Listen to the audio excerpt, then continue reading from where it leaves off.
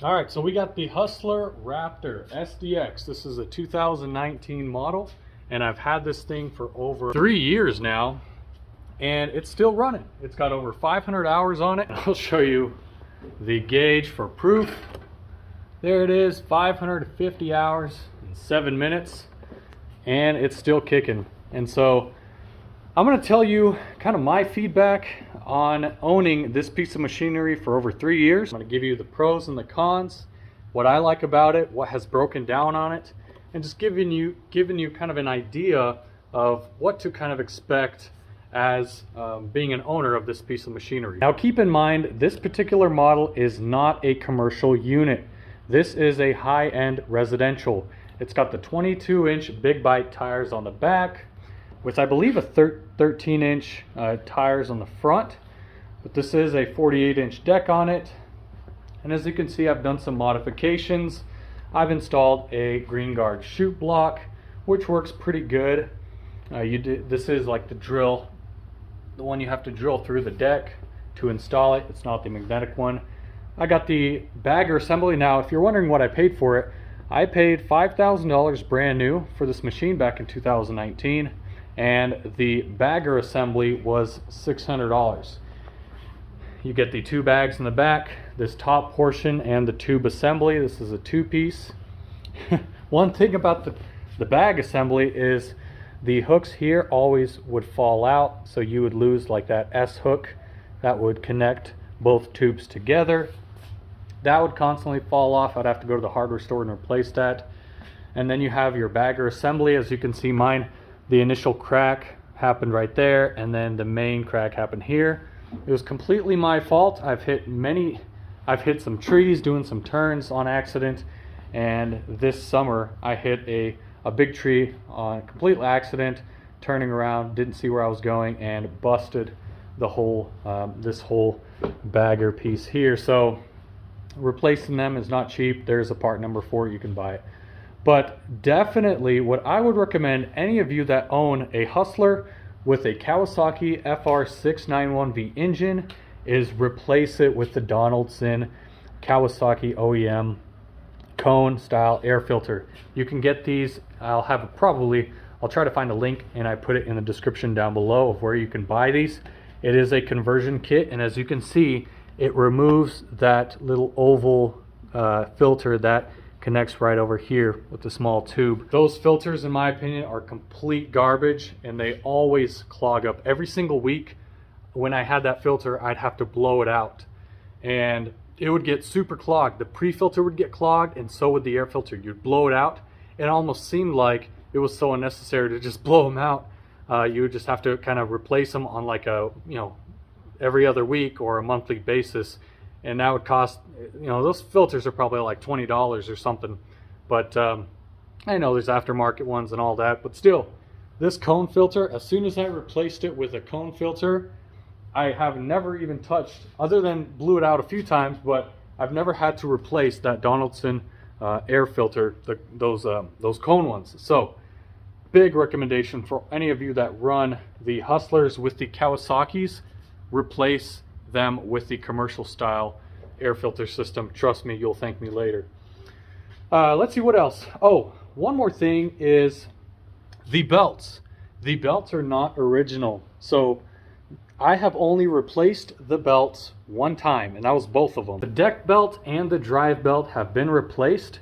And keep in mind that I am kind of mechanic in a way, as you guys could probably tell in my old videos, that I used to do small engine repair, and so I know my way around an engine and kind of a mower itself. So I've repaired mowers in the past, and changing the belts out, if you're a homeowner and you're changing out the belts and you're capable, you're kind of mechanic inclined, you can do them no problem. Dropping the deck is quite easy. You take out those, there's a pin right here and a pin on the other side, and then you have these links here.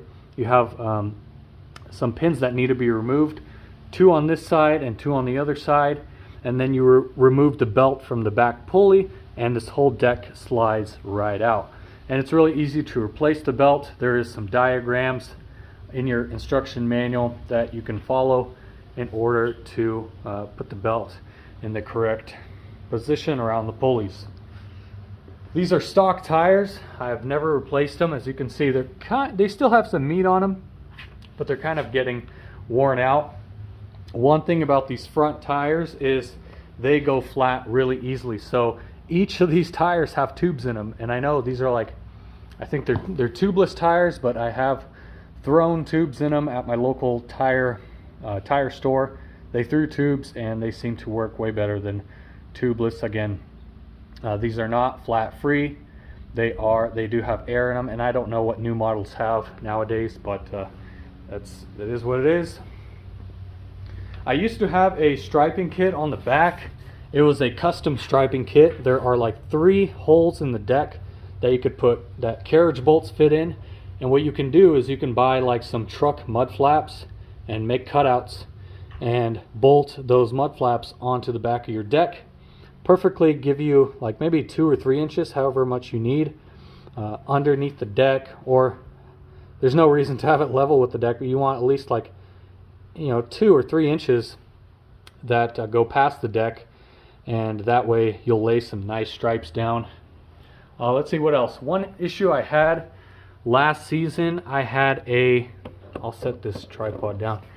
I had my belt snap, and it was really cold outside, and it snapped. As you can see, you have your hydros here on both sides for each wheel.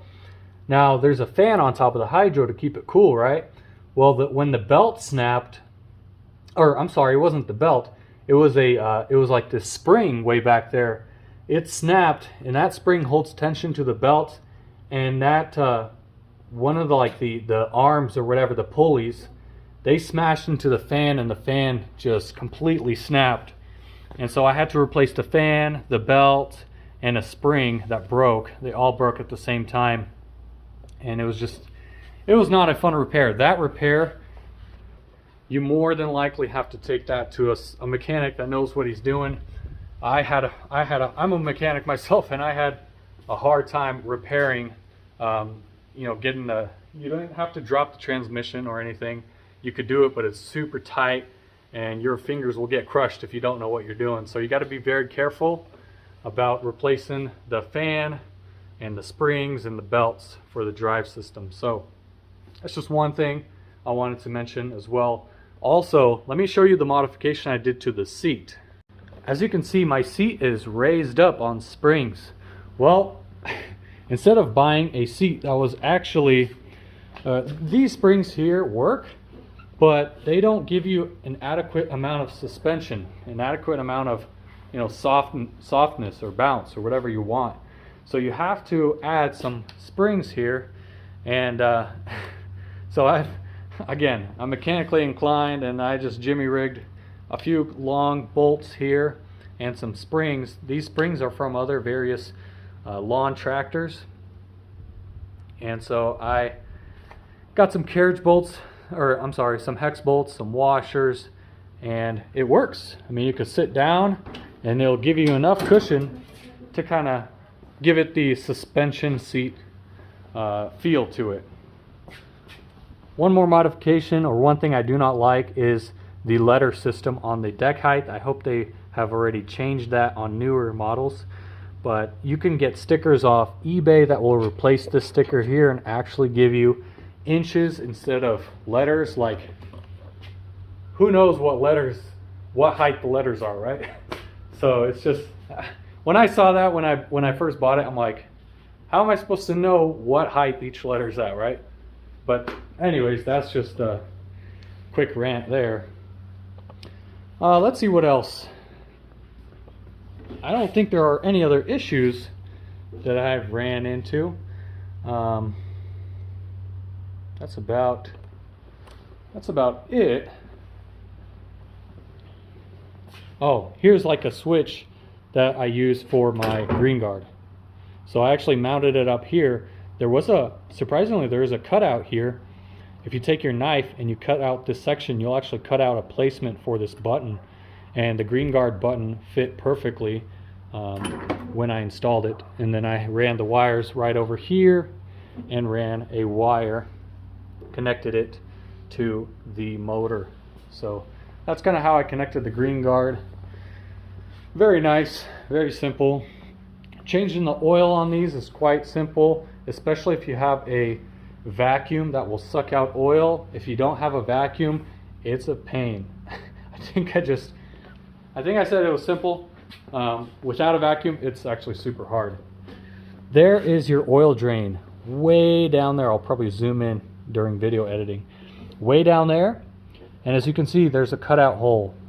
Well, that cutout hole, yes, it's kind of clear, but if you don't have a clear hose or tube connected to this, running straight down or whatever, you're gonna have some major leaks.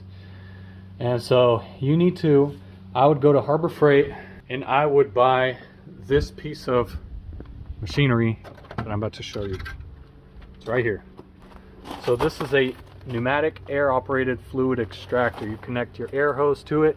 They also make manual hand pumps, and you can suck out all of the oil from the engine, and trust me, you will save so much time, so much headache trying to do it manually. Instead, you could just suck it all out with that pneumatic air oil extractor. Definitely don't use it for gas though. And then here's your oil filter. This is a pain as well to get to. You have to get either the correct, like a oil filter socket or a oil filter strap to remove this. Make sure to put a cup or a pan right under here that will fit, that will catch all of the drippings.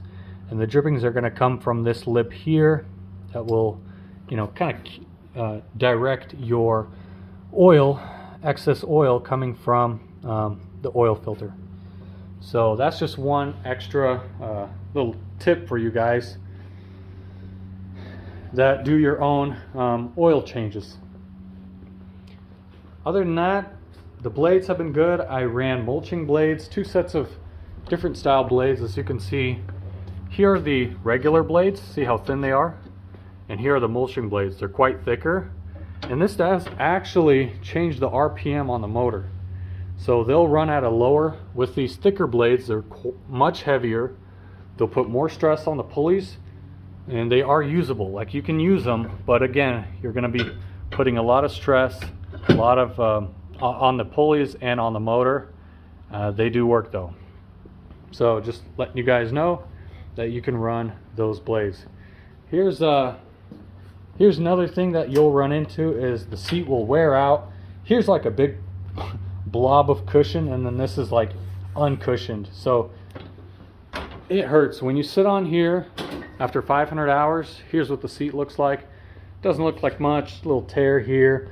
This wears out, the padding here, and the padding here wears out. Look at this, like you can push back and you're already hitting like the metal rod here. It hurts so badly. But you know, over time you'll start to kind of hit this back engine cover here. That's why you'll start getting wear on the seat. So that's just one more thing that I can think of. But one last thing that I want to mention. Over time, and I think this might happen to every zero turn, but I have to mention it, that over time you will run into a tracking issue. And what that is this mower, when you drive it forward with both levers pressed in, it'll seem like it's swerving to the left, almost like a car that is unaligned. Think of it as a mower that's unaligned. You're gonna push both of these handles here forward, right? You're gonna max them out, but it's still gonna seem like there's more, you know, it's like dragging to the right or dragging to the left.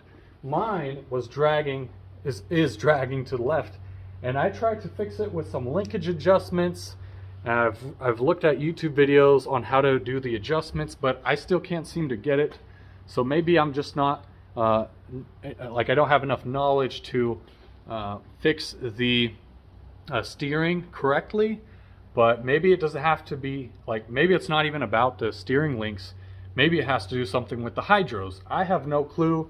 At that point in time, my hands are free, and I gotta have like a professional, like a mechanic that does this full time to look at my piece of equipment. So that's just one extra thing. Be in mind that you might run into a tracking issue. The longer I do this video, the more things I start thinking about. One thing I need to mention to you guys is these safety switches here. Let me show you. it's this safety switch here. It's for your handle. Now what Hustler did is, if your handles are like this and the safety switch is disengaged, it won't start, right? And so when you pull the handle to the parking brake position, it engages the switch. Sometimes the switches come out of adjustment. As you can see, there's one bolt there, one bolt there. Those bolts will get loose, causing the switch to pull back. And what happens is, when you go to start the piece of equipment, obviously these are out. Even when you go start the piece of equipment, the mower won't start, right? Or sometimes it'll just die. It'll just die, and you'll be like, what happened? Well, what happens is these switches come loose, and they push back a bit, causing the safety switch to not be to not be engaged or disengaged, whatever, and causing your machine to either cut out or not start when it has already completely stopped. So that's just another thing I wanted to mention. There's probably other things that I have not liked about it, owning it for 3 years now, racking up over 500 hours on it. But I do want to say that it has been a solid piece of machinery. Of course, no piece of machinery is going to be brand new. It's not going to feel like new after your first year. We have this X mark here that I will also do a review on. This has got 80 hours on it, so you will run into issues, and it all depends on how you maintain the piece of equipment too. Like, I try to take care of my piece of equipment, pressure wash it, clean underneath the deck, and do all the maintenance every single week. And it's very important, very vital to keep your piece of equipment running like new, but it still won't run like new forever. So that's my 500-hour review. Let me know what you guys think of this review. If you have any questions, please leave your questions in the comments down below, and I'll answer them accordingly. Thank you guys so much. This has been Phil with Phil's Lawn Care. Have a wonderful day. God bless you. We will see you in the next one.